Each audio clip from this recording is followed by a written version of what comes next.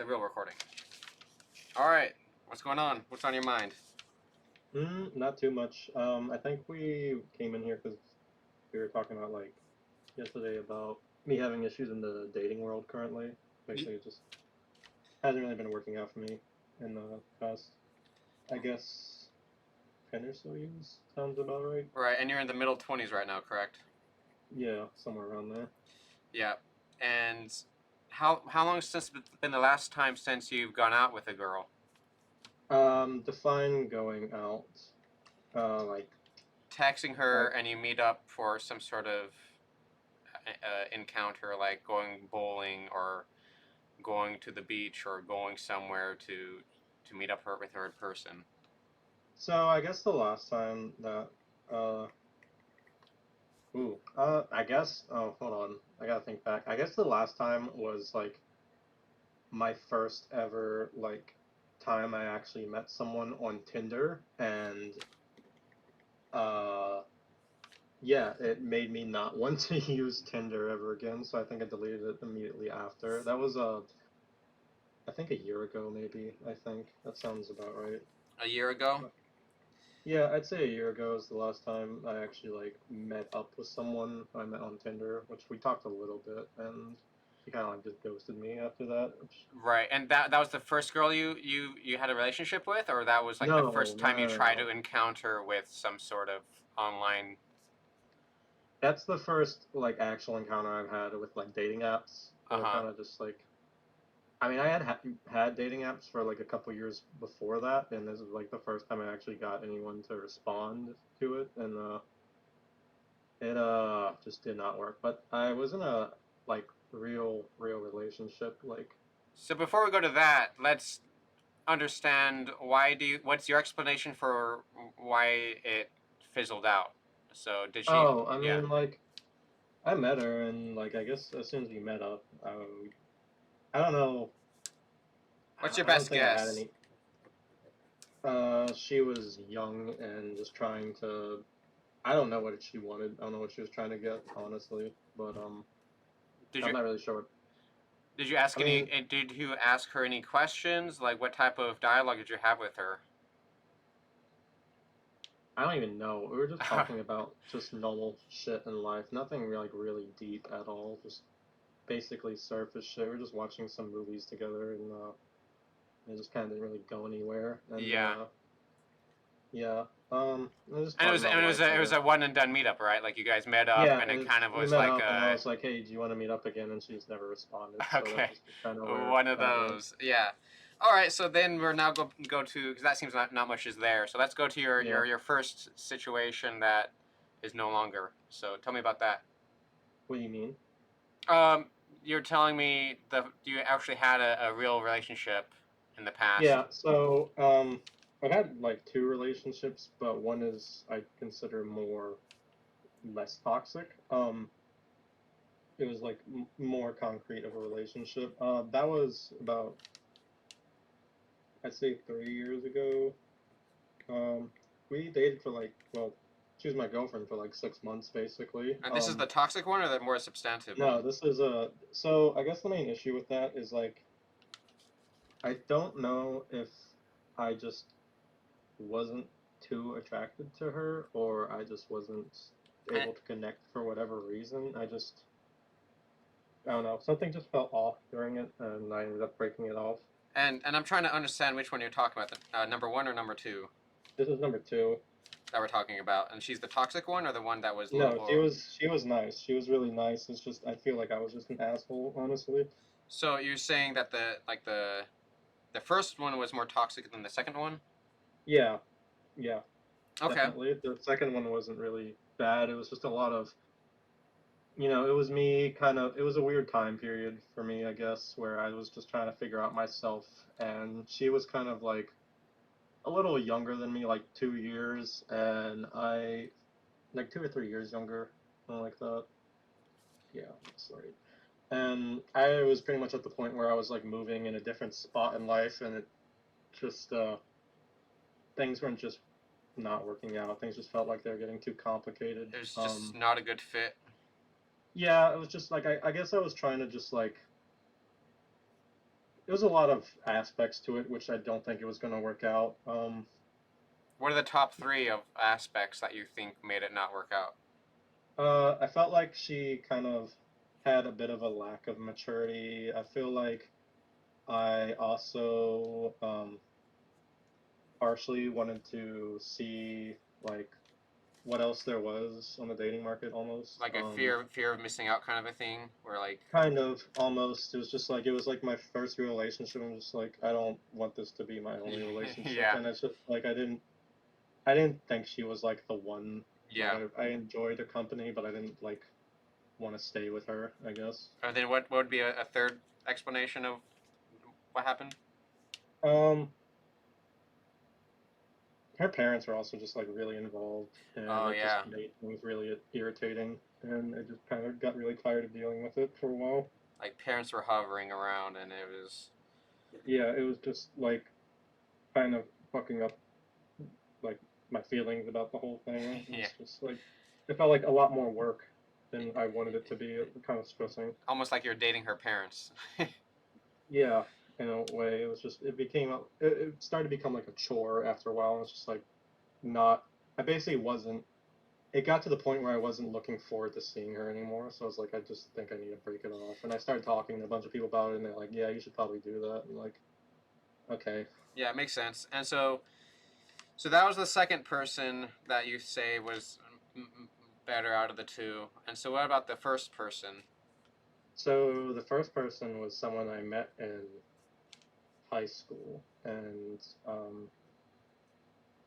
we kind of started just meeting up a while, and that I think that relationship kind of fucked me up a lot because I remember being very happy and optimistic, more like I am now, and it just kind of just tanked my whole fucking emotions with it. So basically, what happened was that was like my first relationship. I was about 15 or 16 at the time, and um, like we were always talking and chatting with each other and meeting up, and she just kind of broke up out of nowhere like after a couple months and didn't really give me a lot of explanation. But the weird thing is she like stuck around after that, and I think that's where things got fucked up. Is I allowed her to stick around because I was extremely lonely and kind of emotionally vulnerable, and I just kind of wanted someone in my life and some feminine energy, I guess. And so it kind of became this whole thing where like it was like this whole friend zone thing where you know she kind of knew I was into her, but I guess pretended like she didn't. And It sounds like she was breadcrumbing you. yeah, Do you like I know? Do you kept know what I mean by that? I think I have an idea. Yeah, You want to bring it? You want to yeah, yeah, elaborate a yeah. bit more just so I'll we're on the same discuss page? it. Yeah. So to describe it, breadcrumbing is when one person, when they're breadcrumbing the other, they're kind of keeping in contact, but not really, and it's more of like keeping them as a plan B, but they're Well, still that's looking the for fucked plan up A. part. That's the irritating part was she didn't have a plan A. She Right, wasn't dating anyone else. which kind of made it worse because you're thinking, wow, she'd rather just have a complete open line than to like at least be with you while looking for others. She's like, no, no, I'm just gonna keep you on the sidelines as like her cheerleader or something. I don't know. Yeah, more or less, and it just became a whole thing where it just progressively got more toxic, and like I'd be like, there were like 3 or 4 times where I was just like, I think we should become Best more friends together. or Yeah, more more friends. than just friends. You okay? And she was just like, oh, no, I'm just not attracted to you. And that kind of just started to like really pick at my fucking self-esteem and emotional stability, and it just kind of fucking Yeah, so it seems like really that sucked. relationship lingered way too long. Yeah, that lasted like 3 or 4 years. So The 3 or 4 years of kind of in that limbo. yeah, and so that kind of just like ruined dating to me in my head. So it was like you were dating her, but not really. Yeah, because we would go meeting up places, and like it was like we would talk really nice through texting, and we would have like these whole intricate conversations. Then we meet up in person, and it's just like dead. Usually, what that happens, in my experience, is it's because she starts seeing the guy as her therapist and not as her potential lover. Yeah, and I wasn't seeing that, and I didn't. I was ignorant at the time, I guess, and yeah, things just kind of started to just go downhill, and eventually we just kind of stopped talking.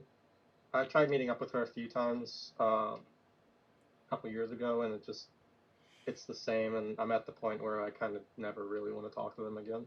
Yeah. And did you have any sort of hoops you had for her to jump through to be your girlfriend? No. Okay. As that's the one thing that a lot of guys don't understand is that they have to have an ability for the girl to fail, because sometimes they don't have any of those like boundaries or like hoops of like, hey, she has to do X, Y, Z for you to be willing to stay with her.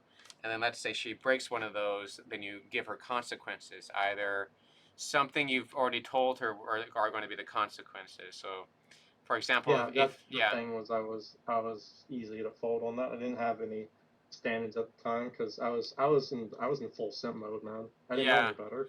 So my biggest thing when talking to people that are in quote unquote simp mode is it's going to be sound kind of weird, but it's like men have to be willing to look directly at a girl's titties and her butthole and still tell her that she's wrong about something. Because I so don't know where you're going often, with that. huh? I don't know what you mean by that. Because so often when a guy looks at a girl and like they start getting sexual, then what happens is the guy can no longer tell her that she's wrong about something because he doesn't want to provide any obstacles to getting with her sexually. So then what Uh, happens is now that she's with a guy that's just a yes man, now she doesn't feel like she's with a guy that she wants to be that has that like bad boy quality of like telling her she has to go to sleep on time or she's not drinking enough water or she has to go like work out at least once a day or once a week or something. And because girls a lot of times they're looking for their rock, right? They're looking for their man, right? They're looking for a guy that knows what he wants and funny it enough, I'm pretty sure she's a lesbian right now, anyways. But go yeah, on. yep. And I mean that's her own doing. So uh, you can only advocate for yourself. So Yeah. um, right. And so yeah, that 3 to 4 years of like that girl being kind of wishy washy, and now she seems kind of confused. Another thing, and now you went to a different girl after those 3 to 4 years who was all right, but then like time, I was just having a hard time really like yeah, things didn't really. wanting to lock things down. Like I was just like Yeah, kind of like I like you for now, but like I'm not really trying to like yeah, keep this which going forever. I've encountered that before, where there was a girl I was with, and she liked me, I liked her, but her family lived in another state, and I didn't really want to move states because my career was in one state and her family was in a different state. So it was basically the choice between like either she sticks with me or I go with her, and I don't think either of us really wanted to do those things. Another thing about the second relationship that really like stuck with me is like I felt like it made me too comfortable with my life's current situations. Like, does that make any sense? Like, I was comfortable, but I wasn't happy. Like, so I was still doing the same thing, or I just wasn't doing shit in life, Do you think she and I wasn't was just challenging stuck you? in. Yes. Do you think was she nagging you? Eh, Yeah, because it's a big complaint of sometimes, men but not about really. women is that they're nagging, but sometimes they kind of have to of like, why are you playing video games for 8 hours today? Right? That's kind of No, good it sometimes. wasn't. It wasn't even that. It was like she just was doing the same thing. Like she was kind of a neat. A Like she didn't robot? really. Huh? A robot? A robot? What do you mean by that? Like she didn't really have much of a personality. It wasn't that she didn't have much of a personality. It's like she didn't have like really anything going for her in life. She kind of just like stayed at home and played video games all the time and smoked weed, which is like that's all I was doing too. But I'm like, Yeah. I don't think I should be doing this. Yeah, she has Doesn't low really- ambitions, and you wanted to try to Yeah, find a girl that might be further mature. And as you said before, you already kind of admit that both of you at the time didn't have, both of you had lacked maturity at the time. So yeah. um, you kind of wanted to break out of that comfort cocoon, so that way you can try to find another. And I need to figure myself out. Yeah, and so how do you do that? How do you figure out yourself? I just, I mean, I was immediately I just started exercising more and trying to look at where I was in life and basically I was trying to like switch careers immediately after that because I was in a career that I didn't like and luckily now I'm not, but that's kind of what happened. But it did work out. It's just like I never got to start dating again. And so when it comes to finding yourself, that also includes how do you learn? Like how are you learning lately? What do you mean? Like how do you improve yourself? Like what are the habits that you're doing daily, monthly? I mean, I try to clean up a lot more. I mean, I'm in class now, so that's a lot of what it is. Trying to always be learning something and not stay stagnant is mostly what's keeping me going. Um, just I, so the way I move forward in life is I have, I guess they'd be like medium term goals where it's like at a year I want to get to this point or I want to be this far ahead and like there's certain like milestones I want to get at, and once I hit those, I'm like, okay, I need to find something else. That makes sense. Yeah, you have milestones, you have medium goals, and some of those are completing academic achievements, correct? Academic, just trying to be fit. Like, I mean, the other like at the start of the year, I was like, I'm kind of overweight. I need to start losing weight. And I ended up losing like 30 pounds That's over a great. couple months. Yeah, so I know I'm mentally capable of putting my mind to anything and getting it done. Except when it comes to dating, I feel like I always just fucking fall short with that. It's really this fucked up thing where like I feel so mentally capable to do anything besides talk to fucking women. That's just such a fucking blockage for me. And so how often do you go to places where there are single females? Not too often. I mean, like recently, I started like my sister showed me like this new place where there are a lot of women to meet up with. Do like physical activities with, not like sexual, but Like bowling is like like an exercise, yeah. example, yeah. And Gym stuff, yeah. so yeah, so like that's I kind of want to start pursuing that a bit more because it was like, oh, before I was doing like martial arts and whatever, but that's like a sausage fest. So Yep. I like martial arts, but like I also want to meet some women. Yeah. Yeah, and that's the whole thing. Like when I talked to you in the past, I had discussed about how one of the first questions you have to ask a female, like one of the first three questions to really learn about her, is to ask her if she's single. Because if she says no, then you're going to start learning that's a place where there aren't single women. But I mean, if you go to another girl in that event and there are single women, it's like, okay, there are some single girls here. Because there are some hobbies where the girls that are there are not single.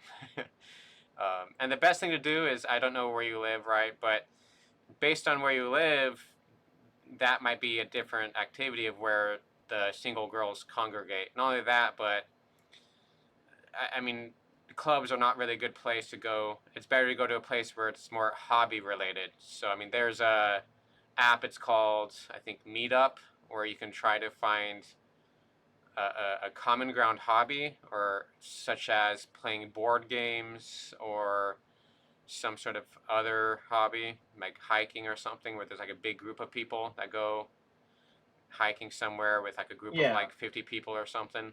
yeah, and like I must try to start picking up on that more because that seems like a lot more healthy way of meeting people than meeting them at like bars and stuff. Because like I like to drink, but like I don't love to drink. Does that make sense? Yeah, I don't like just I don't like going out and drinking with strangers, you I fear guess. having drinking becoming your personality, Yeah, it's just like which is a good fear. yeah, um, like I because like I have other people in my life who are that, and it's just like that's not cool. Oh, Like I'd rather. that's a good point you brought up. So, do you have very many bro friends? What do you mean by that? Like dudes that you can talk to, like have locker room talk, like talk to dudes about what they've been up to Yeah. dudes that they themselves are progressing in life. They're more of like your pace, and they might say, Somewhat. "Hey, yo, I've been to this place, and yeah, there's plenty of cool girls there. How about you try it out?" And then, Oh, that's the thing is that like I'm like one of the only people in my friend group who is single, and it's really awkward for me. oh yeah, yeah, yeah, So like it's fucked up because it's like all my really close friends have like really nice girlfriends, but they like they're like, "Why is don't that guy here? He's the they third don't wheel for everything." like I love my no, it's like I love my friends and all, but like they don't really do much and like outside of like going to work and going home.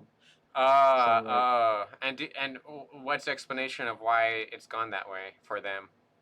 um what my I don't know. I mean like they're just nice people. Some of them have like, you know, girlfriends that they've known for a really long time. Some people just met someone on Tinder and it's worked out. Some of them Did the I amount don't of know. times they hang out with you decrease since they've been in their relationships? Some a couple, but majority no. Because there's Because I get a along very well with their girlfriends. So like yeah, they have no issue bringing me around them. yeah, so it's there's one type of female archetype to watch out for, right? I mean, a gold digger's a one that we already know are the ones to avoid. Oh, Then everyone I know is poor. That's not something to worry yeah, about. yeah, yeah. So I mean, another one to watch out for are the women that are trying to have your babies, like first day. I do have a friend. Also, I mean, keeping him anonymous too. He was really tight with me for a while, and you know, he started meeting up with this one girl, and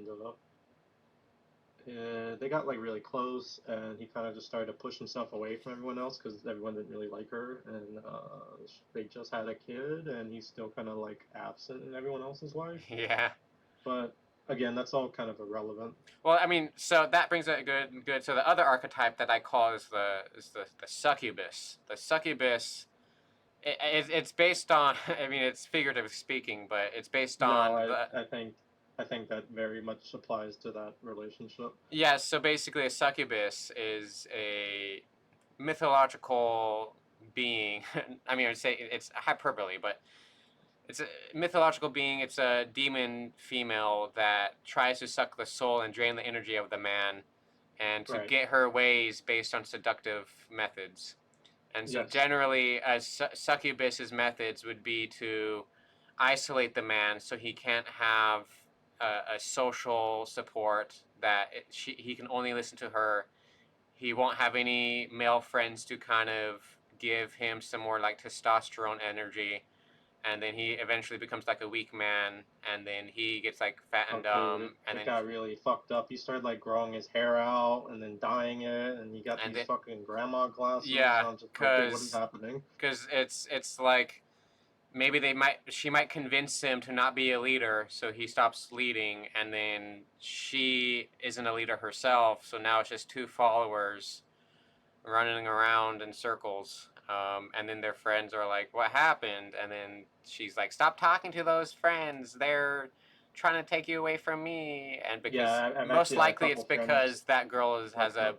has borderline personality disorder, so she gets very sensitive and fragile ego, like a lot of that type of stuff. So, the one thing about you're in the boat of trying to find girls, and so it's trying to understand that there are girls that are not that good, and being able to try to see those red flags.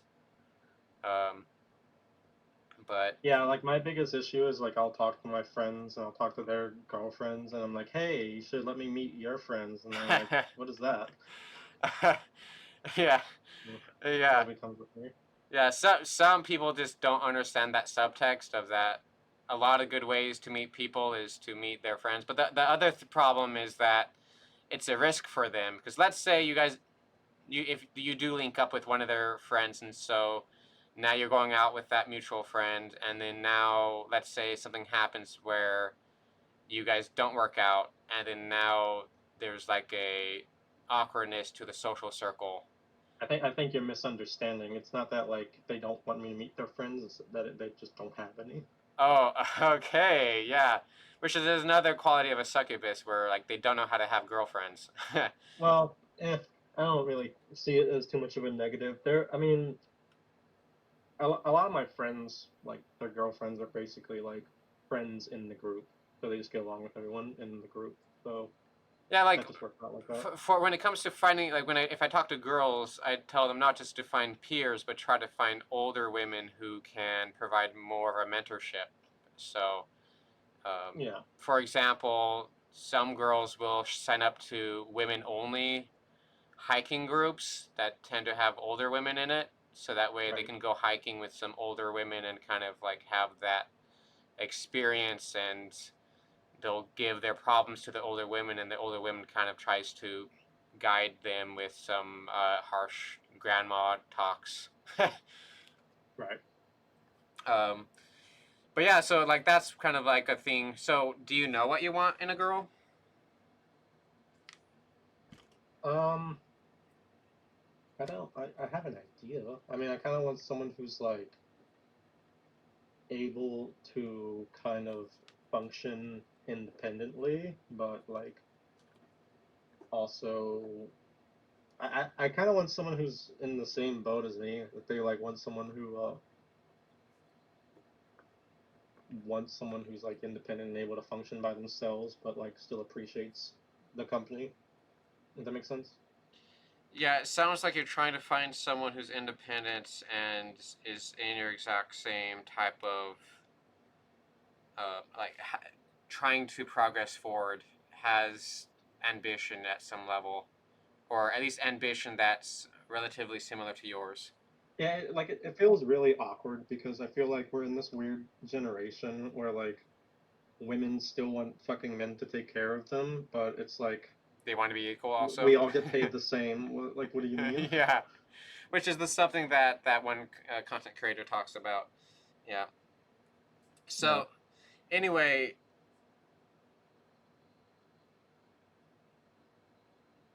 so independence with girls. So when I was getting mentored by people by some older guys about how the game goes down, they're discussing about how a lot of women, they need to be coached or trained into preferences, just like you have to learn her preferences, she has to learn your preferences, and that sometimes when you meet a girl and you guys have difference of preferences, you guys can compromise. Or let's say you find a girl who isn't as ambitious, but you at least put the hoop out there for her and say, hey, if she listens to a book a month, then you'll consider her, you'll respect her more intellectually.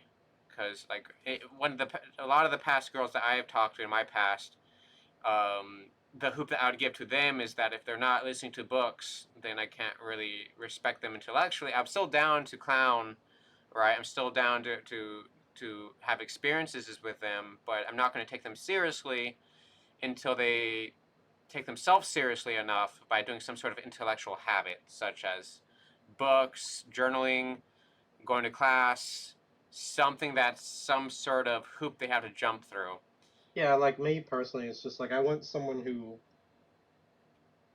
wants to jump through better hoops. for themselves. Who wants to jump You through know, hoops? kinda. Yeah, I mean, like I'm not trying to force somebody, but like Well, no. Well, at a certain level, if do you consider yourself the leader in the relationship?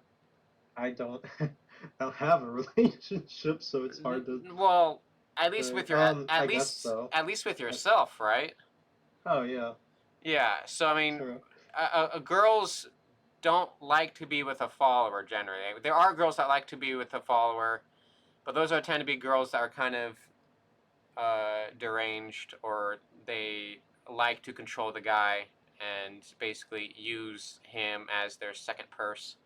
I mean, sometimes like it's nice for someone to be like, hey, you need to go fucking clean this up, and like, yeah, you're right. Yeah, well, yeah. I mean, there's some type of guys that are like more strong-headed, where they go to the gym. Their muscles are all cut up because they're really working hard out there, and then they talk to girls, and then they tell girls like what they got to do to get onto that train. Um, but then there are also guys that are kind of like the opposite proclivity, which is the type of guy that's looking for a mommy, that like the girl that's gonna tell him what to do, and that when they get into like if they have a conflict of understanding for things, that the guy will lean to the girl instead of the other way. So I want someone who gives me like a reason to stay on my toes. Does that make sense? yeah, I mean, so that's the thing. It's like the a healthy amount of nagging. Yeah, it's just like because I sometimes get in this fucking habit where I just put myself back into like bad habits, and I just kind of have to like correct myself out of fucking nowhere. I'm like, wait a minute, things are getting bad. I need to switch up. Yeah, which Mm, having this conversation is a good way to switch things up. um, but yeah, so that, like the whole goal is to try to increase the amount of single girls you're talking to. Now, maybe not going forward with, but at least practicing failing, practicing getting rejected, because it's a skill to get a girl into a relationship, and then eventually, like, generally, getting a partner is easy for a girl, but like keeping a relationship is more difficult for a girl, and it's vice versa for guys. Guys tend to have more issues starting a relationship with a girl, but usually the girl wants to stay in it, and the guy's kind of like, this girl's clingy. yeah, I get that. I mean, Give me a reason to stay, I guess. have you ever heard of the whole entire idea of how there's a meme that when there's some guys that are single that pretend to have girlfriends to help themselves have that um, confidence that girls can sense. Because That's kind girl, of me, but yeah. it's kind of hilarious because it's the whole mate poaching idea where girls want to get with a guy that's already taken because it means that the guy has already jumped through another girl's hoops, and so the guy I has already gone through some level of filtration. Here's the thing: is that like I never felt more attractive than when I had a girlfriend. You know, You've never I never what? felt like I never felt more attractive than when I had a girlfriend. That's the weird thing. Well, I, so I so the subtext usually comes down to the idea that when the girl's talking to you and you already have a girlfriend, generally the guys that already have a girlfriend are less desperate because they oh already yeah, have something going on. So they're more unavailable. So when a girl is like, "Oh my gosh, this this girl guy's kind of actually scares not," me or whatever. huh? I didn't hear you. I'm sorry. Go ahead. Oh, drink of water. Okay. Sorry, my mic just exploded off my head. Um, hello. I'm here. Oh yeah, no, it's just the idea of like scarcity there. I guess. Yeah, yeah, and it's the idea that um, not to be as desperate because girls can smell it. um, So I think I think the biggest issue is like I think I keep putting mental blocks in my way, which are preventing me from like moving forward. yeah, So like I end up being in a situation where it's just like, well, I can't go out and meet anyone. I got like a couple towels on my floor I got to pick up, or it's like I got to vacuum the ceiling, like, or it's just like, well, I didn't go to the gym today, so like I should probably do that first before I go out, or my or at least goal. some push-ups, right? Yeah, it's like I keep putting in like these like blockages, and then I end up just never getting around to those in the first place, and it's just like I just keep. It's just a weird cycle like that because I already have very little free time to really go out and meet people because it's also like, if I'm going out and meeting people, I kind of got to do it on the weekend anyways because that's when everyone's free. Yeah, Um, so it's like I end up having like more time during the weekday where I'm free instead of the weekend. So that like already makes my time. very hard So to it deal seems with. like you have to find excuses to go to social events of like, oh, I have to do this because da da da. Like, a lot of Yeah, it's times, like it feels like a chore. right? Sometimes people's default is that they are going, but then they excuse themselves for a reason. And then the other way is like, I wasn't going to go, but I'm going to make an excuse for me to go. So it's kind of like reversing the frame that a lot of times people only make excuses to kind of self sabotage, but a lot of times people don't make excuses to get out there again. Of like, oh, Yeah, I haven't used my shoes for a while. I should go use them at this like meetup spot. yeah. Like I just feel like I'm never like at at my maximum readiness to go Right. out and do something. It's like, and then it's like, oh well, I can put all forth this effort to make myself ready, and then I'll show up and just not meet anybody. And it's just like I feel like I just did it for nothing. Yeah. And how much content are you consuming when it comes to improving yourself? Um, a little bit here and there. Like I'll watch Like, can you give me maybe a number? like um I mean, it's usually just like a couple videos a day. I mean, usually it's just when it comes to improving myself, I mostly like just think if I keep doing the things in my life that are good, like, cleaning, working out, and going to school, then it's hard to like put much, not much, I guess not much at all. Like, it's hard to really put a number to it. I mean, I might watch maybe like a 15-minute video every couple of days or something. Now that you say it, probably like once every Do 1 or 2 days. you think that's enough? I don't know. I don't know if that's what if it's that I need more content or it's just like And it's like I need hmm?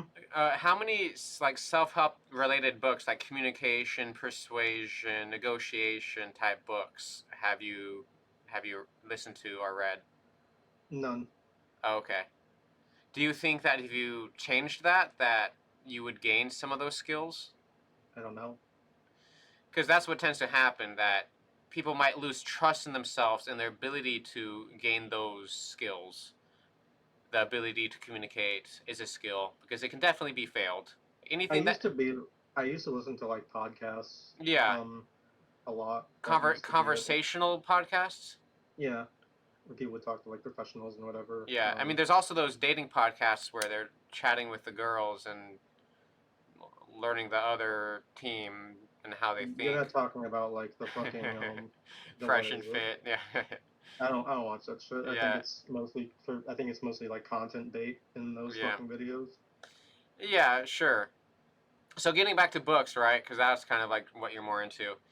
Because the whole idea is just to try to increase your milieu of content, like increase your environment to have more understanding what girls might say. Because no matter how perfect a girl is out there, she's still going to try some bullshit. Maybe on autopilot, maybe unconsciously. Because it's not like you're going to meet a So great girl who's never going to try to shit test you. I guess like the major blockages right now are getting the motivation to go somewhere and then going there and then trying to make myself have a good time by myself and also trying to meet people and then meeting people and talking to them because I feel like once I can start talking to them then I can work something out with that, but then it's like then it goes into talking to them, like I can have a conversation, but then when do I go to the next step? So those are like the main hurdles I'm getting at. Right, which is enjoying an event even though you didn't make any new social connections. That has to deal with having an activity that you actually enjoy doing out there that is social and or impressive to females. Yeah, Right, but then it's also because like that's going to meet people and not just focus on that. Because it's like I get in this fucking thing where like if I have a goal, I'll hyperfixate on that and not look at anything else around me. because the thing you brought up was motivation, and it seems like motivation for you is feeling like going out, Yeah, which it's hard. It's hard to make myself want to do things by myself. Right. And the idea is that if motivation is based on whether or not you felt like it or not, then that means you're functioning off of feelings and not off of logic, which it's good to do things even though we don't feel like it. Right. So motivation has nothing to do with you felt like working out and so then you worked out. But then there was a day that you didn't feel like working out and so you didn't. So then you're now like a victim of your own emotions. Like now your emotions are controlling you rather than your plan and trusting the process of Right. going, I don't feel like listening to 10 minutes of a communication book, but I know that that's going to help me out, especially if you're already doing something that allows you to listen to a book, right? Like cleaning Oh your yeah, no, like room, honestly, if I was going for a just walk. or Yeah. just going for a drive and putting an audiobook on, I think that'd be really easy for me. It's just trying to find the correct content more or less. Yeah, or going to a park and walking around, right? Just Yeah. walking around, listening to an audiobook. Because guess what? There's most likely going to be a girl out there too that's doing the exact same thing. She's just trying to improve her mind while being in nature and getting some fresh air. And then you see her there one day, and maybe you're not willing to approach her. So maybe the next time you're out there, you see her, and then you're like, "Oh, hi, what's your name? Oh, great, my name is Blankety Blink," right? And And I then, feel like whenever I go out, I never see the same person. But yeah, yeah. Well, I mean, how often do you go to the same place at the same time?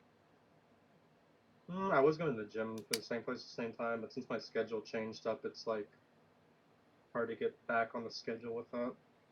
Yeah, and like how I coach guys to try to get better at getting girls is largely about improving themselves so that even if they don't get a girl, at least they improve themselves, right? And that's like the whole mission.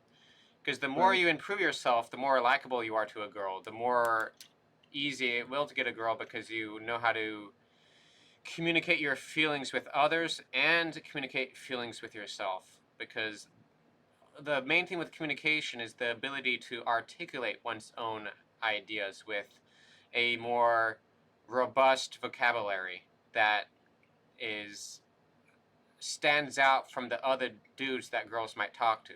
Because the idea is that right now the market's pretty saturated with a bunch of different type of dudes, and how does you stand out?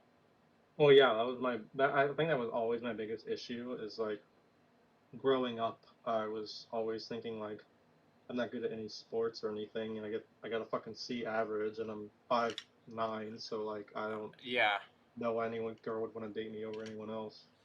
yeah, right. And when it comes to the short king meme, like the Kevin Hart's out there, they have to have a very strong personality that the girl's going to gravitate to, Yeah, um, which which I think I do. Like that's the funny thing is like so far when I've been in class, is a lot of people seem to really enjoy my presence a lot, but and like I've been told by like instructors and people around me that I have a very good talent for adapting to like any sort of crowd and situation.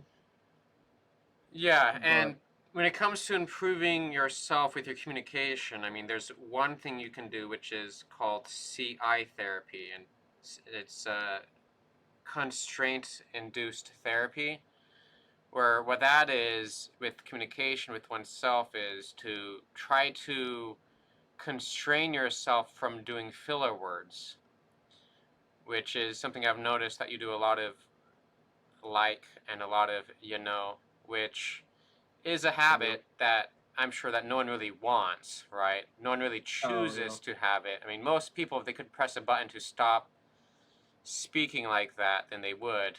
But It's mostly just because I sometimes pause to try to get the words I really want out so I can convey my message more the way I want to.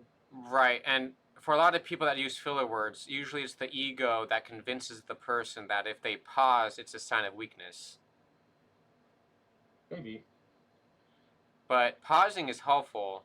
Strategic silence, right? Sometimes pausing helps people breathe. I mean, if I'm talking to a girl and I never pause to breathe, how can she even think? Sometimes the girl's like, "Oh my gosh, this guy doesn't even let me think." He just keeps talking, he keeps talking, he keeps talking, and he just filler words instead of having a pause. Well, it's also just me not knowing that I'm doing it until you Right. just point it out like that. Yeah, and this is why it's really good to get a recording so that way you'll be able to listen to it. And I also recommend journaling and video journaling. So written or typing, and then also doing a video recording, watching yourself. Because just like how if you are looking into a mirror and you see a booger in in your nose in the mirror, you're gonna go, "Oh shit, I don't want to have that there," and you fix it. In the same way, where if you have a behavioral booger, how do you find it? If we look at Right. so how That makes that sense. happens is to record behaviors of yourself so that way you can see the booger, because there are people that are willing to point out the booger, and then other people, they don't really want to tell you that there's a booger in your nose. Right. um, Yeah, no, and a lot of times I really would rather people tell me, but right, which sometimes giving them the permission is a key in communication. That for like when I'd go out with girls, I'd have to give them that key of like, hey, if they notice me doing something they don't like, I definitely want to hear it. Which sounds like a pretty simple ask, but if it's not asked, then it never happened. um, so it's these kind of easy agreements is definitely something that can be in the initial conversations with the girl of, hey, you just explain to her what you're looking for, what you want, and then um, what she's interested in, ask her for that, right? So a couple of like three main answers you want when it comes to a bogey, like a target girl that you're trying to be like, okay, this girl's pretty interesting, she's on my radar now, right? hmm Uh, the main three questions you're trying to get into, and it's at your own discretion. But the three questions are: is she married? Is she single? Right? Like that's like the first question is like what's her relationship status? That's kind of the first information that is extremely important. And well, so like, and then the second one, how do I just go up? So, well, like I just see them and like the first thing I should ask them if they're single, yeah, it should be the first three questions you ask a girl, right? right? Because it also demonstrates that you're a very forward person, you're a confident man. That I've talked to many guys like this, and the usual is that they see it as creepy, or they see it as too forward, or that the girl's going to think that you're weird. And I've talked to many But girls, and they always say that they actually like it when the guy is just straight up like that. And I said to you before in the past that it also helps them reject you easily, because the subtext is that you're single and trying to mingle in. And so you're asking her if she's single. And if she says no, even though she is single, she's able to let you down lightly. Because if she is single but she doesn't like you, she can be like, oh no, I'm not single. Almost like the single girls that wear rings so they don't get approached. I didn't know that was a thing, but I guess that makes Oh, sense. yeah, I met so many girls that were like that. Um, Interesting. and then there's the reverse of that, where they're the girls that aren't single but say they are. And that's like the reverse problem, where there would be girls that they're in a relationship, but the relationship that they're in is plan B, and they're looking for plan A. And then they see you and they like you because you're talking about a book and that you're saying things that are more introspective, and they're not used to guys talking like that, and that you're this X factor. And then they go, oh, well, I want to try out what I want to pick another card up from this guy, see what's more in his deck. And then so they'll say, yes, I'm single, even though they're not. And then eventually you might find out when things start not ending up. Yeah. But at least you'll get more and so you shouldn't really fear that dynamic, because that's a part of the process, right? Right. So and then that, so it's her relationship status is one of the big things. Also her age, right? Because women telling the truth about their age is definitely something that isn't too straightforward sometimes. I'm also not really picky about their age as long as they like Yeah, as don't long lie about being of age. yeah, That's where, age of consent basically. yeah, that's where things get fucking weird. Right, because I mean, But milfs are pretty cool. yeah, I'm not like, I mean, I kind of just want to stay between 20s and 30s right now. Right. Okay. But Sure. Yeah, because I yeah, mean, when I've gone out with girls that are much older, I've learned a whole lot because they're a lot more mature. Those girls know what they want, and they're not playing games. They know that why they're going out with the younger guy because yeah, they want that younger energy. If you know what I'm saying. right. So, um, and some of these girls, when I say girls, I mean older ladies, like 30s, 40s, 50s. They they want to be taken advantage of in some of the cases. Like they'll know that you're playing the pickup artistry game, and they're not dumb. They've been fucked over by guys before in their past. They're in their 30s, they're in their 40s, they're in their 50s. They're not that dumb. Sometimes they are. Sometimes they are. But sometimes if you go up to an older lady and you're like, "Wow, girl, you look like a goddess," which is bullshit, right? Like all guy knows that that's a fucking bullshit.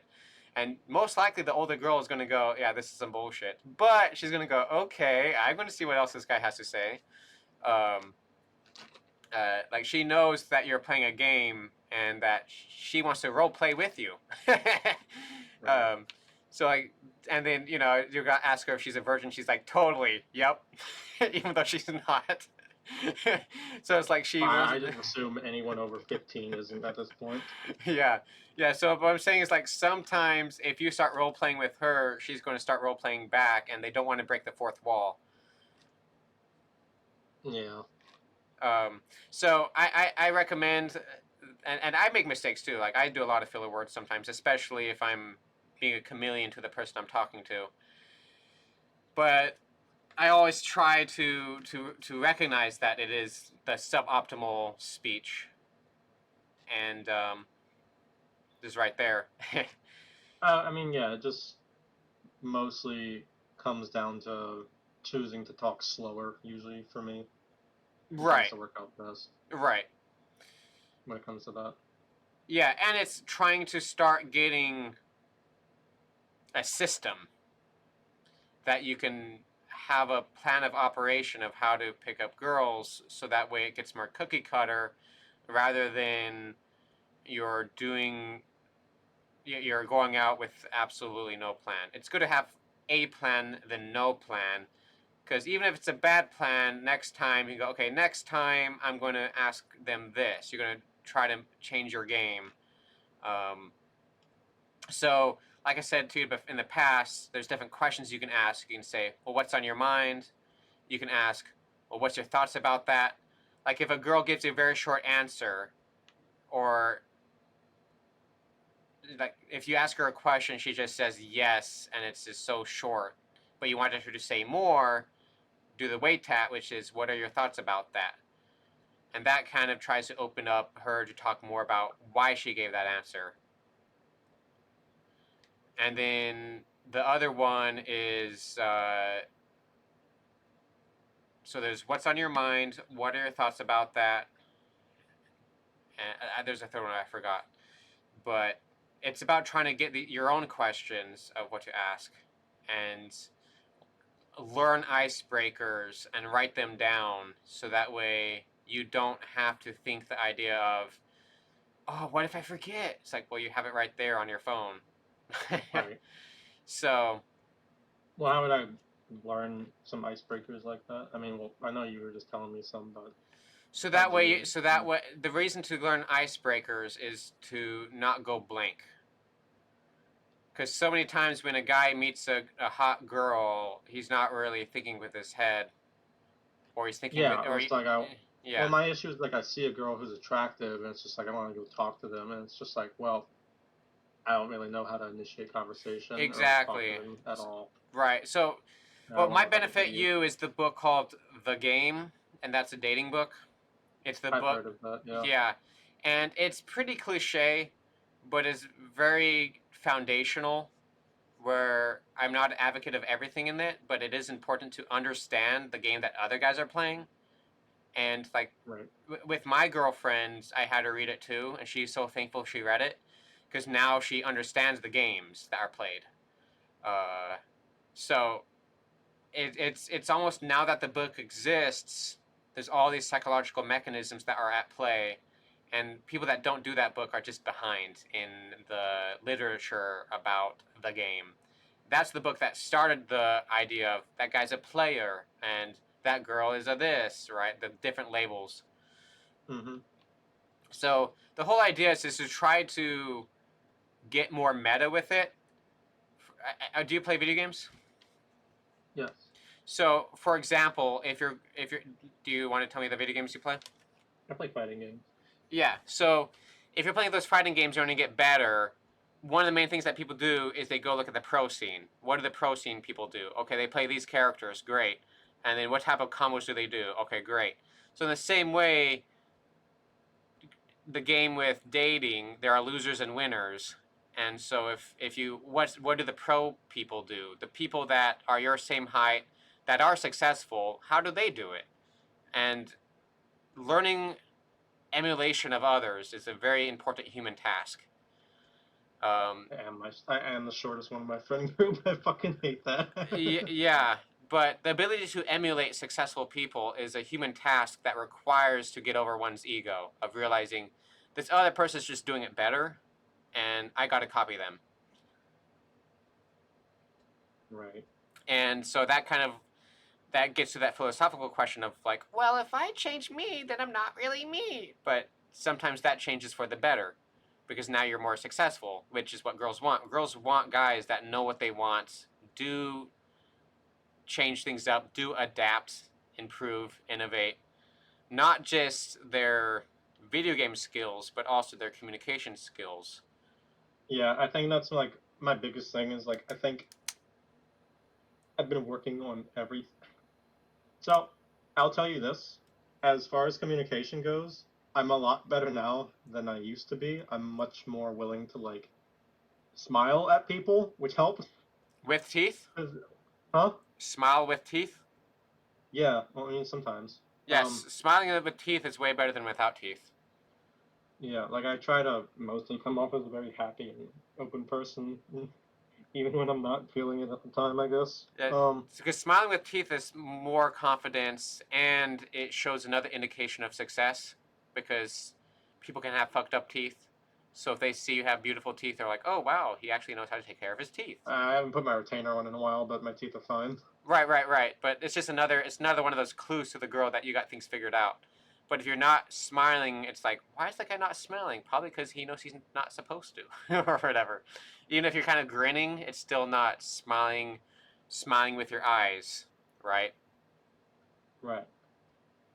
Smiling with your eyes and your teeth to be more of a genuine, authentic. And then, like with jokes, right? Studying jokes is very important because girls that are laughing are definitely going to be more into you, right? The Kevin Hart effect of being really short, but he's funny. He knows how to make girls laugh, and definitely, girls want to be where the party's at, and the party's where the fun is, and that's humor. So definitely, you can also study comedians, or listen to comedy shows, or go out to comedy shows, go to open mics, bomb a little bit, learn how to be more likable. Uh, that's kind of a thing you can set your mind to is trying to be becoming more likable through the comedy route. Perhaps. Yeah, so there's tons and tons and tons and tons of these paths you can take to be more likable, and comedy is one. Listening to communication books, getting more reps in, getting more face time with single females. Oh, another question you got to figure out is if they have children, because that's I'm not trying to date anyone with children. I've already. exactly. And so, It's uh, weird that people don't understand how much of a turnoff that is. well, I understand because I mean it's another guy's offspring Yeah. that you don't want to be second class parent to. Also, he didn't want to stay around. What's up with that? Sure, you're right, right. So, damaged goods kind of effect, yeah. So, another thing is to get to that answer, because let's say you've been spending 4 hours talking to that girl, then all of a sudden she's like, oh, I gotta go pick up my kid, and it's like, okay, all right. So now those 4 hours are all out the window because she's really not what you're looking for. Yeah, like I think as far as like my two biggest turnoffs in a woman, I think the first one is having a fucking kid, and I think the second one would be smoking. Do you see yourself being willing to have a relationship with a girl who you know and she knows that it's not going to be a marriage in the future? Um, I do, but it's also just like at some point it's like, what is the point? Yes, I'll tell you the point right now. So, when I was in my past, I had gone out with a girl, and we both knew that we weren't really a good fit, but that we both hadn't had very much experience. And so we were basically saying, hey, can we just try to like just gain more experience Oh, with right. with trying to maintain a relationship, especially when the relationship doesn't have too much going for it. That's when it's even more struggle, which will lead to more learning. Because if a person can keep a relationship that isn't all lust or all like, yo, I'm going to spend the rest of my life with this chick because she's so amazing, it's more of like, this girl's pretty cool, I hang out with every now and then. uh, then now there's less at stake, because now it's like, okay, I'm not putting all my eggs into this girl, and she's not putting all of her eggs into me. So now we're just more relaxed and less desperate, and just saying, yeah, let's go hang out this day. Okay, cool, and just trying to build our skills of making plans with each other and showing up to it. And then when there are mistakes, when there are disagreements, that I can still work it out with her, right? Like when I Right. was going out with MILFs, we all knew that she knew it, I knew it, you know it. We weren't going to be we weren't going to get married, right? But Right. that she can show me how to cook, or she makes food for me. She knows how to clean, so she cleans a little bit. She does some of my laundry. We hang out. I tell her some Zoomer things. I tell her some of the technology stuff that she doesn't know. It's a win-win, right? So it doesn't have to be a you meet up a girl and then she's so fucking hot and then she's also extremely fucking smart, and then not only that, but she never tries to shit test you. Like, that girl does not exist. But at what point are you wasting your time and you're not wasting your time? Well, Where it's do you draw the line? right, and that line is not a line that I can really draw for you. So when you're talking to the girl, you got to draw the line with her, right? Okay. Yeah. So when you're talking to the girl, like there was one girl that she was 30 years old, and she was in her 30s, and this is when I was in my 20s. So it was a pretty big gap, like an 8 year gap. She was above me in years. And I met with her, and I just asked her like, what is she looking for? Because it seems like our life positions don't make sense for us to get like a real relationship to like a marriage. But is there something that she could think that we could do together? And she had wanted to practice blowjobs, and I'm like, well, I'm your guy. I'm the guy for that one. Right. So, um, which then all of a sudden now every time we made plans for things, that was like the whole entire, like that we planned around that. Just because she told me what she wanted, I never did anything. We never did anything further than that, sexually.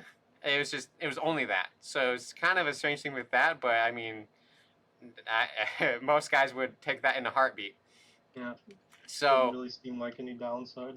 yeah, so like I said, a lot of it comes down to telling her what you want, asking her what she wants, and then being like that authentic, straightforward of, I don't really think that me and her are really a good fit forever, but maybe we can find a mutual agreement, right? Okay. And So, and that dialogue is how people get into those friends with benefits relationships. That's how people get into those type of relationships. Is the guy's willing to admit, because sometimes guys have to like pretend that they're going to be with her forever just to get into her pants.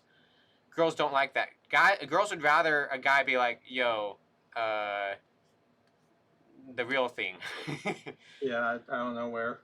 Yeah, You know, I don't know what's but gonna be going on. also you have to be a guy that's impressive for her to want to be with, right? Like Right. I have height over you as like my X factor, right? I'm taller than you. I'm above 6 foot. So I have Right. that going with me. But if you're a guy and you have like I don't know, you have I don't, painted nails, maybe you have a tattoo that's really interesting. That's it's called the what it factor. The what it is a thing with the girl can go, what's that? And you go, oh great, let's talk about me. This is my tattoo. Blah blah blah. Or something. Another interesting thing you can do is like you get a piercing somewhere.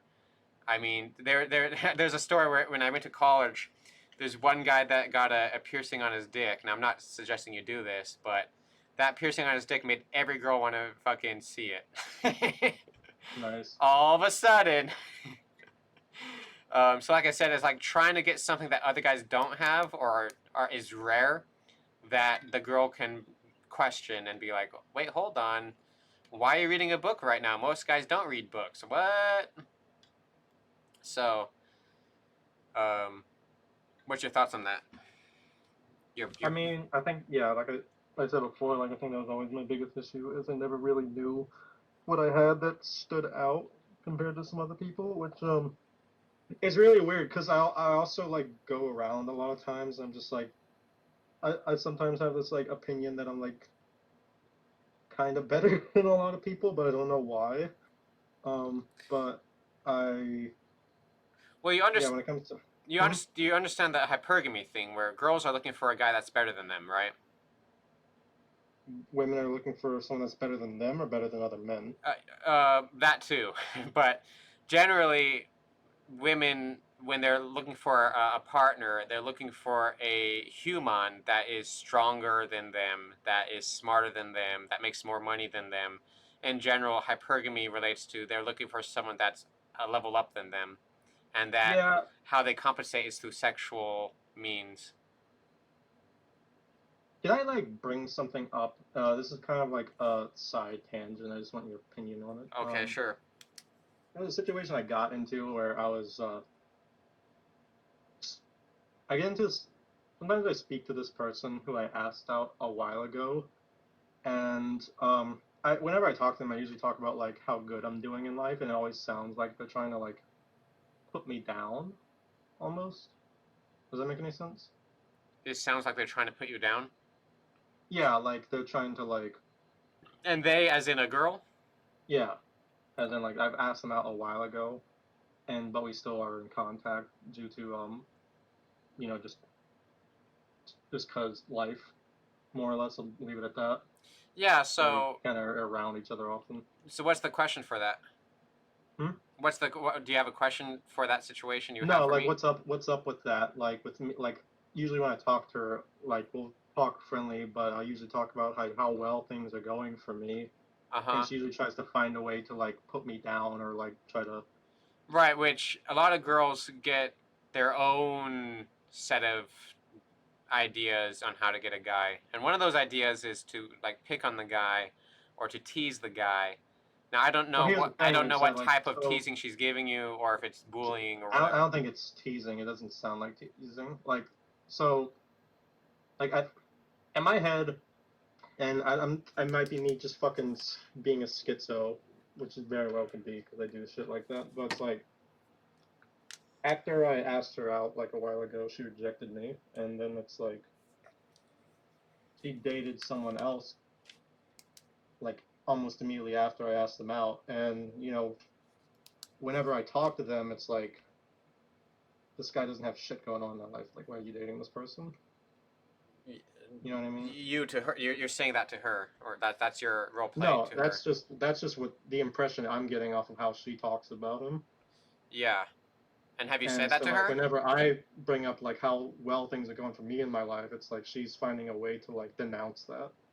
Yeah, so it might be one of the things where she feels bad about the position that she's in, and then so she's trying to find a pincushion to punch down on because it makes her feel better.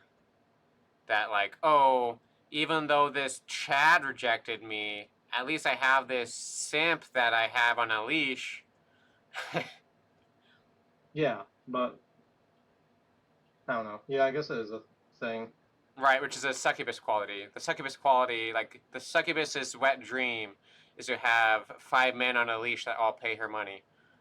Yeah, but like I pretty much don't talk to her as much as I can if I can. Which, anyways, that's just a whole tangent I'm going on. Yeah. So just don't spend much time with her, and just to get more real about her, real to her with what you think. Just tell her that. Yeah, just all the things you told me. I mean, when it comes to the things that you had thought about her, you can tell her. And since it's not really like you can say, oh, she's just playing games, or she's not really about that life. Like these kind of ambiguous statements that forces her to fill in the blank and makes it more of you're moving on and you don't have to explain everything to her. Right. Because So still try to stay mysterious, I guess. Or to make to get the pussy, you got to get the cat curious. And so right now she's not that curious in you because you don't seem that interesting into her perspective. Maybe you're too much of a nice guy for her. She's trying to find a guy that has that edge, has that little twitch that makes her think that he might have some sort of thing she can fix or something. yeah, I guess. I mean, she's already got a boyfriend, but like I don't know. If she already has a boyfriend, move on then. Yeah. Yeah, I mean, Yeah. yeah. I mean, unless you're trying to do the canoe method. You know the canoe method? No. Okay, the canoe method. Okay. So basically, the canoe method is guys with girl, girls with guy, and then the girl's having issues with guy one. So girl goes to guy two and tells guy two about how bad guy one is, crying about it. And then guy two goes, oh, wow, yeah, that boyfriend of hers is so shitty. And she goes, yeah. And then eventually he starts swimming up the canoe, which is her tears into the pussy. So the whole idea is the second male will definitely talk down about his opposition and then say that he is definitely a better contestant for the pussy. And so that's like the canoeing method, where keeping in contact with girls that might not be with the guy for very long to like keep to try to wait until she pours out her feelings and then canoe down her river tears into her pussy. But the idea is that a lot of things have to be said either on the phone or in person and not through text. Because the main issue with texting is that it's more up to interpretation and that people read into texts more I deep. also hate texting, so I try Right. to do it as little as Right. So, possible. so tell anyways. girls that. Like it's okay to send a girl long texts every now and then, but generally if she's talking about something that requires a longer form conversation, tell her that. Be like, hey, this is a pretty long conversation that I'd rather have in person or over the phone or what have you. Because texting is supposed to be, especially with girls, for sending the details for meeting up, sending the details for if she wants to meet up, and then where the meetup's going to be at, but not having these paragraphs like you're sending to a professor. Right. Because she's not a professor. She's a girl that wants to get a guy that can help her solve some of her problems because he's smooth with it. Smoothness comes about with a guy's ability to not break his frame because he knows how to solve most issues. And if he has an issue he can't really solve, he doesn't get emotional about it. Because girls hate emotional men because that's generally weak. Right. Like it's not good for a guy to cry in front of a girl. It's not good for a girl to be bitter in front of a guy. Makes sense. Because bitterness is something that only the girl can fix, and crying is only something that the guy can fix. because it's an emotional response to how they believe that those emotional responses are because they don't believe that they deserve what is coming to them. That if they're bitter, they're like, I don't deserve this. Guys are terrible and it's their fault, and that's why I'm bitter. That's the bitterness. It's because they're blaming others and they're not taking ownership. And so since they don't take ownership, they don't take accountability, they don't improve. But they get more bitter because their problems aren't getting solved because they're not improving themselves. So it's like the question to you is, would you rather you become stronger or the world become easier? I guess I'd rather be stronger. Right. And the other conversation I started to have with you before, which is, I do think that men are stronger and superior in a lot of ways to women, but that's not a good thing for men, because that means that women are not held to as high of accountability because they are less strong and powerful. It's like it's a double-edged sword where if I go, yes, I'm so much stronger than girls, well, what that means is now I have a lot more responsibility. I have a now I have a, I have to speak for myself more. I'm more in charge of my emotions. I can't blame others. But with women, if they're less powerful to me, it means that they have a higher chance of getting away with not really being accountable because they're like, well, she was dumb anyway. And some girls play into that, where some girls will be like, well, I'm kind of stupid. I don't even understand logic. Teehee. Women don't have a lot of expectations to live up to. Right. And a lot of Men times, seem like girls don't study logic. Girls study reaction. yes. So when a girl is with you and something happens she doesn't understand logically, she looks at you to see how you reacted. Because if she sees some weird shit that she's like, what the fuck is that? And she looks at her man and her man's like, whatever, then she'll start chameleoning to her man's emotions because she doesn't understand the logic, but she understands that her man understands logic. So then she'll copy her man's emotions because she realizes, wow. But if she's copying her man's emotions and her man is crying, then she's like, I don't want to be with that shit. She wants to look at the reactions of her guy, and he's like, I got a plan though. I'm going to do something about it. And she's like, yeah, I'll be the cheerleader. I'll cook and I'll clean. But if the guy's like, I don't know what to do. Can you tell me what to do? Then the girl's like, instantly dry pussy. But it's like that one thing where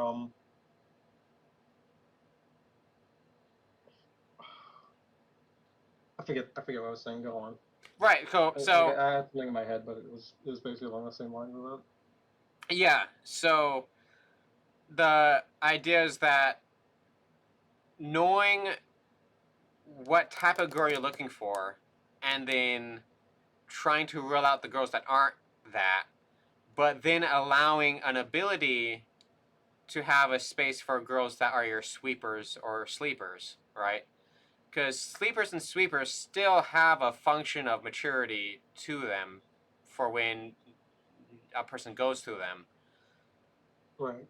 So it's not like someone's going to go through life and they're never going to, like, they're going to go straight to a keeper and then they live happily ever after into the sunset, because bickering is a part of a normal healthy relationship. But when the bickering stops, that's when it's a problem. Because Yeah. when guys and girls no longer bicker, it means they don't care anymore, and that's when all of a sudden I wake. It's almost like the meme of like the parents where they're like half asleep because they're trying to relax, but they still have to kind of like pay attention to what their kids are doing, and they're like watching TV, and the other kids are in the other room being rambunctious, like yelling and doing kid stuff, and then all of a sudden it's quiet. It's like, hold on, wait, whoa, whoa, whoa. It's like Yeah. it's like Squidward meme of like sleeping through all this noise, and as soon as everyone is quiet, he's like bright eyed of like, what the fuck is going on? It's like it's too quiet. All of a sudden the kids are quiet now. What the fuck's going on here? So, in the same way, where it's good to expect bickering, it's good to expect arguments, it's good to expect that the girl's going to try to shit test your frame. She's going to be a brat and look for a brat tamer. every girl does shit. I've been with over 40 girls, right? I've lost count, but every single girl, the nice girls, the less nice girls, they all try to shit test the guy to see what he's made of by saying stupid bullshit of like, yeah, drinking water isn't that healthy, and then she like looks at the guy to see if he's going to be like, that's retarded. So she's like testing to see whether or not the guy is going to like confront her about her bullshit. And if the guy never confronts her about her bullshit, then she's like, why would I want a yes man? She can find any guy to be a yes man, because almost every guy's a yes man to a girl. Fair. So, like what I said to you before in the past, where it's like, let's assume you do find a girl, you hit it off, and let's say it's like a couple of weeks in, you guys start talking more intimately, and then like maybe 3 weeks in, you guys actually start talking about like moving it forward physically speaking, and then you guys start doing physically speaking. You got to get to a point, like in my perspective, guys have to be in the position that they can look at the girl's butthole, her titties, and still tell her that she's wrong about something, that she can't use her sexuality to cheat logic. Because girls don't like logic normally. They like the zodiac sign type of stuff. They like these things that help them feel good inside, this mysticism stuff. So they try to find ways to cheat logic. Whether or not they try to find ways to cheat logic with their emotions, through pathos. Do you know pathos, logos, ethos? No, could you remind me? Yeah, so the three methods of persuasion, I might get it wrong, this is my interpretation, but the three methods of persuasion are pathos is more about compassion, about how are they persuading you with their emotions. Girls eat that shit up. It's a lot about intense. It's a lot about how does it make them feel when they're with that guy. That even if the guy's wrong, she's still with him because she feels good when she's with him. So she can be with a guy that's lying out his ass as long as she's feeling good because he takes her out. They go to amusement parks and she feels good, but then every now and then he's like, "Oh, I'm kind of seeing another girl." She's like, "Oh, don't, but I'll still hang out next time." Hmm. She feels good when she's with him, but doesn't logically make sense for a girl to stay with a guy who is with other girls, right? Logically speaking, It Right. doesn't make any sense, but she's still going to do it. She's still going to have those situationships. Um, and then logos, like logic, that is more very mind, very logic on paper. It makes sense. Go to court, who will win? That's logic, right? Mm-hmm. Law, logic, logos. So women don't really study that as much.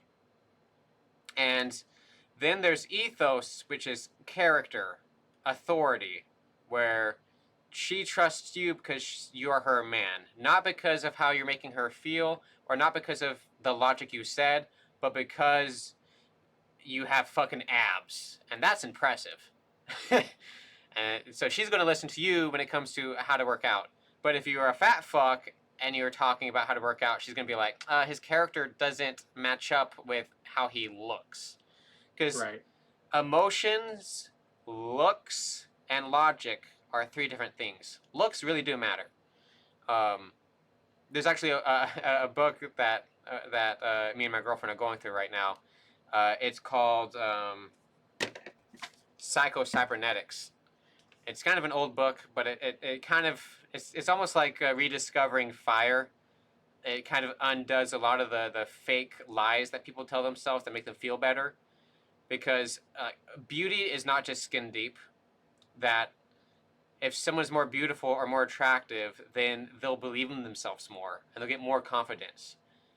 Um, and that they'll get more success because more people will go, wow, this person's attractive. They must know something about how to do their makeup or how to work out or how to go to sleep on time so that way they don't get random things around their eyes or they don't have acne, so that means they know how to not pick their face, right? So like beauty is not just skin deep, it is a tell of the internal behaviors because internal behaviors and internal thoughts lead to their memes that they perform on a daily basis that lead to how they look. So if they look disheveled, it usually means that they don't respect themselves enough to look good. And so why would a girl want to respect you if you don't respect yourself enough to shave a neck beard? Right, that's fair. So I guess that's also something that I missed out on. what do you mean? Like, I mean, I just didn't start caring about my appearance so much until like a year or two ago. Right, because like there's that whole idea that a lot of girls have, which is like he has to like me for me, and if he doesn't like me at my worst, then he has to like. Then I'm not going to give him my best. Like that whole idea. But the idea is that if she's going to put in not that much energy, then her acquisition potential of a high level male is going to go down.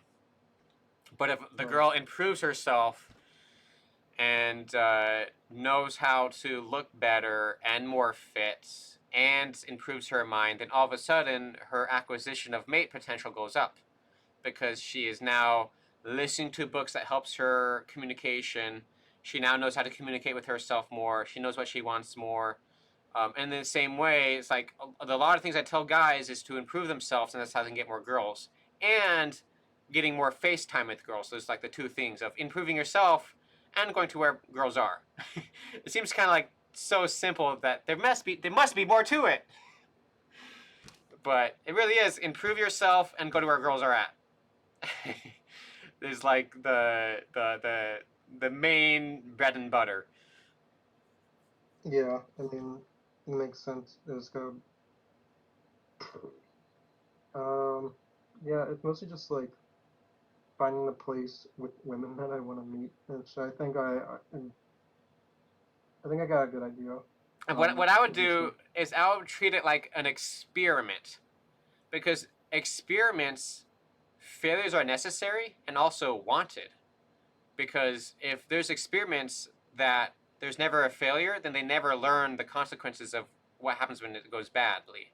So if in your head you're trying to find the perfect situation where you're perfectly made up, there's no boogers in your nose, you have everything going good, but then you just never go out, there's going to be another guy out there that's even shorter than you, who's uglier than you, who doesn't do as much energy into books, who isn't even going to class, and he's fucking all the bitches because you Yeah, don't even show up.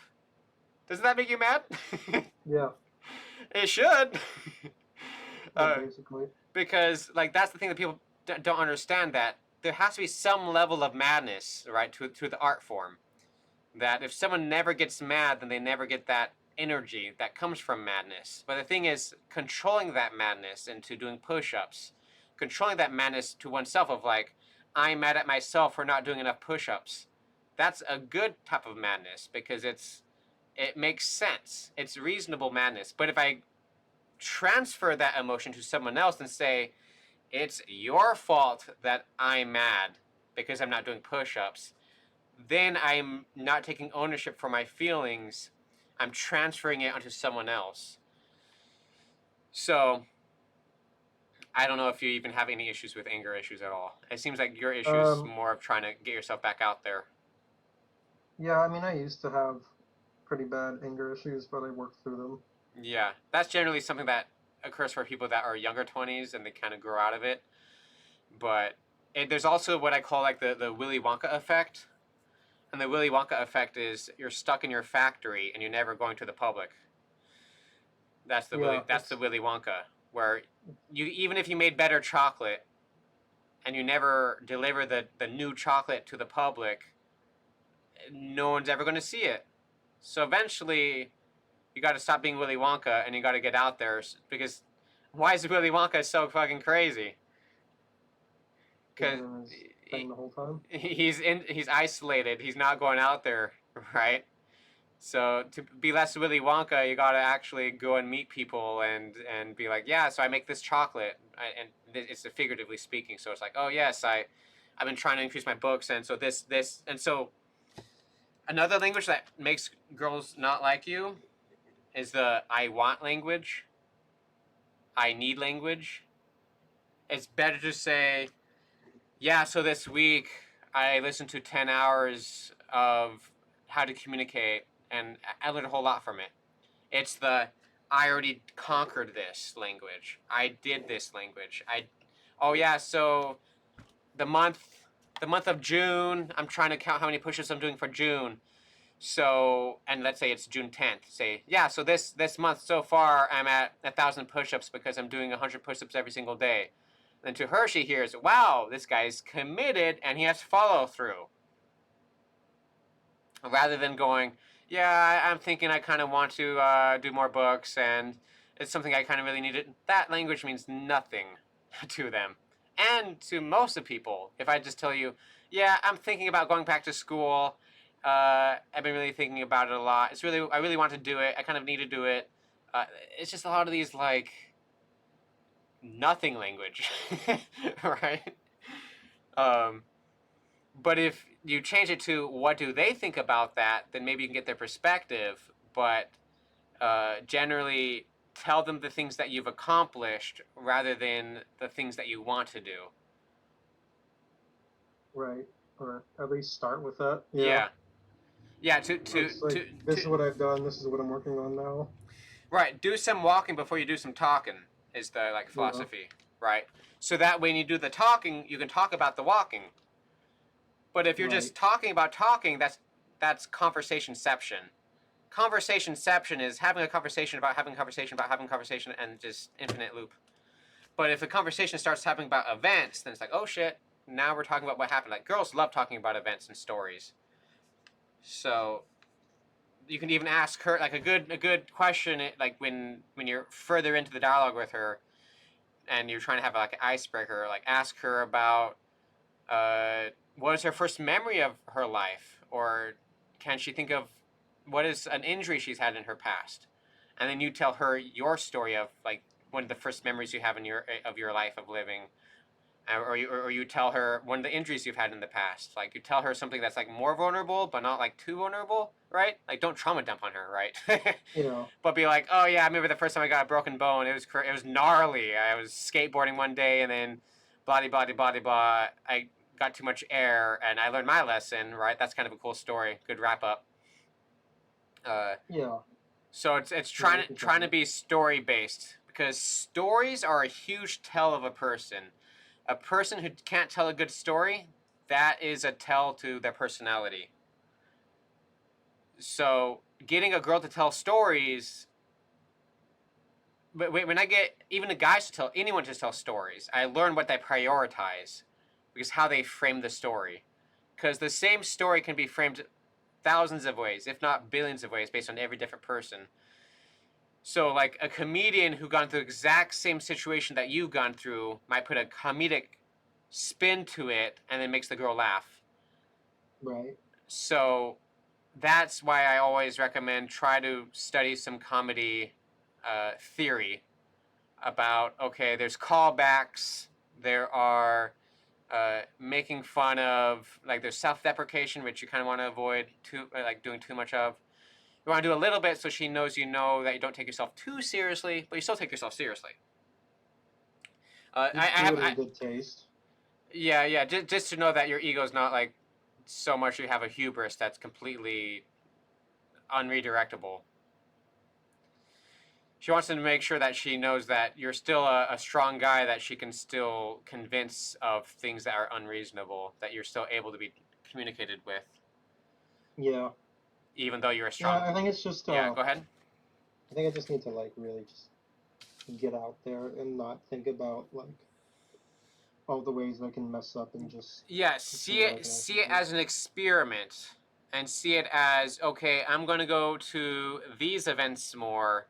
So you sign up for some board game events, and so you show up and you find out there are no single women there. All right, that experiment failed. And then you go, okay, let me go try to this 20-year-old, 30-year-old hiking event where there's going to be a bunch of hikers that go hiking all together.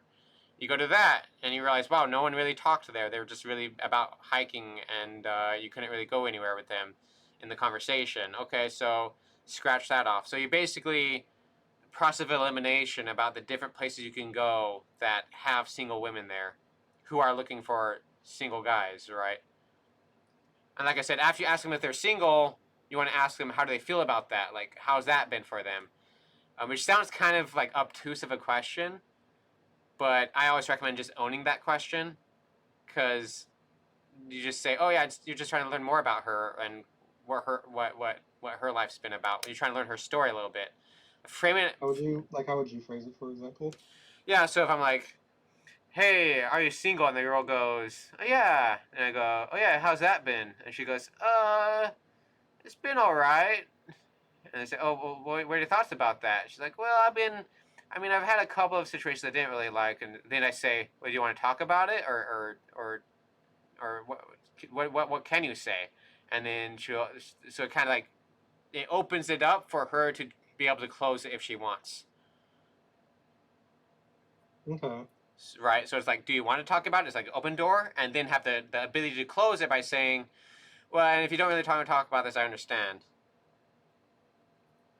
Right? So it's like you give her permission to be able to decline that conversational topic, and then you can also um, do the, like, what's that method, where you point at an object, or it's the bird method. Sorry, the bird method is it's like, have you ever heard of that before, where you ask a girl what she thinks about the birds around you? I have, but I didn't think much about it. I think I just really like looking at birds. Yeah. So the bird test, because there's also the breakfast test. The bird test is the test where we ask the girl what does she think about something that's in the direct vicinity of where they're at. So trying to get her feedback about something that's nearby that you both can see. So it's like, "Oh, what do you think about those two people arguing? What do you think they're arguing about?" And it's like two people arguing, but they're in the distance, so you can't really distinguish what they're talking about. So that way you can have like this little itty bitty game of like, what does she think those two people are talking about based on their body language, and what do you think those two girls? So it's now a game, because girls love games, they love it. Not video games necessarily, Yeah. but because I mean, there's the Plato philosophy, the Plato philosophy of, we can learn more of a person in 1 hour of play than a year of conversation. So Wait, what? we can learn more from a person from 1 hour of play than a year of conversation, and Oh, yeah. that's from Plato the philosopher. Uh, and that's because you learn how they can follow rules that are standardized for everybody involved in the game. And there are a lot of girls that don't like following the rules, or they don't know how to even learn rules of a game. So that's why board game groups are so cool, because you can learn, yeah, this girl cheats in every single game she plays. And in my game, so whenever I play a game with people that I know they're cheating in the board game, my game becomes, can I detect the ways that they're cheating? So I'm playing a different game than them. Damn. Damn, what? Or just try to figure out how quick you can lose at the game. I remember just playing a couple games like that. Yeah, so I mean, another way is that you learn how, like, let's say you accidentally don't follow the rules. How does this girl call you out? Does she keep silent about it and then like hold it against you later? Because that's another thing that girls do. They'll like be quiet about it and then use it as blackmail later of like, "Well, you didn't blah blah blah blah in the blah blah blah," and then the response to that is, "Well, why didn't you tell me when it was happening?" Uh. Yeah. So it's the whole idea of like, all of a sudden they're telling me now. All of a sudden it's an issue now. Why wasn't it an issue? Like, there's one girl that we had broken up, and then fucking 5 months later, she sends me a text about the problem she had. And I was like, this problem could have been resolved 5 months ago if she had brought it up in the moment. But the thing Yeah, she it does, doesn't matter now. but the thing she's not willing to admit is that she has bad communication with herself to know. It's like, what most likely happened was she felt bad and didn't know why she felt bad, and it took her 5 months to realize why she didn't like that situation, and it took her so much of time to communicate with herself about why she didn't like it, and then eventually after 5 months she was able to kind of articulate it, and by that time 5 months later I'm already moved on. Right. Yeah. Like, oh, wow, that's crazy. Yeah, I mean, I've seen it all. I mean, probably not everything. I mean, I haven't had a girl key my car before, thankfully, but Knock on wood. yeah, knock on wood. I mean, it's a girlfriend now. I've been living with her for 5 years now, so we're really going Nice. good. But um, yeah, man, we're almost at 2 hours now, man. We're at an hour and 40 minutes. Yeah, like, I mean, there's nothing against you personally, but like my brain's starting to kind of fade out of the conversation here, man. Which is usually the what's it called, the diminishing returns. Usually after an hour, there's diminishing returns. But the reason why I Yeah. like going over an hour is because I like to see how people act when they get there. um, because there's a lot of people that know how to front for an hour, but then after an hour, they kind of like they start kicking into coping mechanisms of how Oh do no, they deal. man. How, huh? I'm getting cooked right now. I'm sorry. You're what? I'm getting cooked right now. You're Like, getting cooked. Okay. yeah. All right. It's it's So how about this? How about you just tell me kind of just like a conclusion to this? Like, what did you learn, or what are some things you remember from what we talked about that stuck with you? I mean, I think you kind of helped more reassure like what I was already thinking that, it's like I kind of am overthinking a lot of shit that's not really that relevant into like I'm kind of I am putting a bunch of blockades in front of myself where it's like it's better to like go out there and do my best even if like everything's not as good as it can be instead of not trying at all. Right. The effect of how good is a researcher who never experiments? Yes, that's a big one. I mean, I think I do need to start looking into some more reading, or some like I can easily put on an audiobook in the background, and even if it's like I'm not somewhat always paying attention to it, it's just nice to always have it to listen to, even if Right. like something's bound to stick with me versus just not really minding at all. Especially because I'm like at a music drought right now. Usually I like to listen to a lot of music in the car, and I'm kind of having a drought for listening to anything new. So listening to a Yeah. fucking It's not hitting right. podcast would be nice, or Yeah. a podcast or an audiobook. Do I need you? to look into that. I mean, if you could send me some recommendations Yeah. for I mean, literature, I'd really appreciate that. right. And like my philosophy is, if you want to try to like follow my protocols, it would be for 3 months straight. Get serious about doing a number of push-ups per day, and that number can be whatever you choose. And then you do that for 3 months, and then the other thing to do for 3 months is each month complete one nonfiction self-help book. No, I already got my goal. I'm Yeah, going well. Like once I get, so I got a couple tests coming up soon. So I've been kind of putting myself off from working out just so I can focus on them. But once I'm done with that, I'm gonna get back into going to the gym. And currently my goal is to squat over 300. to squat over So 300. That's a good goal, man. I don't even think I can do that, even though I should be able to do the that. most I did was like 280. So I'm gonna get to that. That's a good goal, man. And then, Yeah.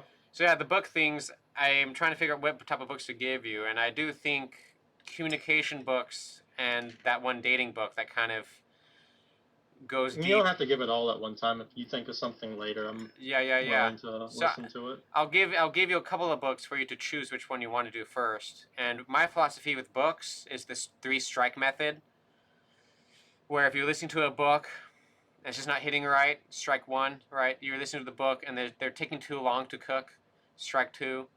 Maybe you don't like the voice that's talking, strike three, and then go to another book. It's not good Yeah. to suffer underneath a book. There's so many books in the ocean.